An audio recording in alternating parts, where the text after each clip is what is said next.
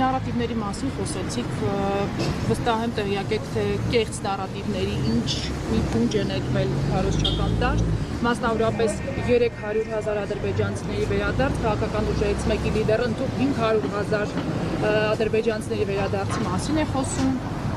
ասում է, որ դուք նոր հողեր եք տալու, ասում է, որ մանկապարտեզներն ու դպրոցները կառուցում եք վերադարձող 300-ից 500,000 ադրբեջանցիների մասին, որ ընտրություններից հետո առողջության ապահովագրության ներդրված համակարգը չեղարկելու եք, մի խոսքով։ Իրանք սուտասան են, հիմա ես հարց եմ տալիս, կա մարդ այդ մարդկանց, Սամվել Կարապետյանը, ով ասում է, որ նման պայմանավորվածություն կա, նման պլաններ կա, ստախոս է։ Թող Սամվել Կարապետյանը ինձ դատի տա։ Հիմա տարբերակը սենց է։ Կամ Սամվել Կարապետյանը ինձ դատի է տալի, որտեղ ես պաշտոնապես հայտարարում եմ։ Կալուգայի Սամվել Կարապետյանը, երբ ասում է, որ 300,000 ադրբեջանցի իշխանությունը պատրաստվում հետ բերել, նման պայմանավորություն ունի, նման բանա քննարկել, նման բանա մտածել, նման բանա, չգիտեմ, ինչ-որտեղ խոսել, ես ասում եմ ինքը ստախոս է։ Ես իրան մեղադրում եմ ստախոսության մեջ, եթե ինքը այդքան պլոճիկ ունի, եթե ինքը այդքան իր մեջ վստահ, ես իրան առաջարկում եմ ինձ դատի տալ, կամ հակառակը լռել, որովհետև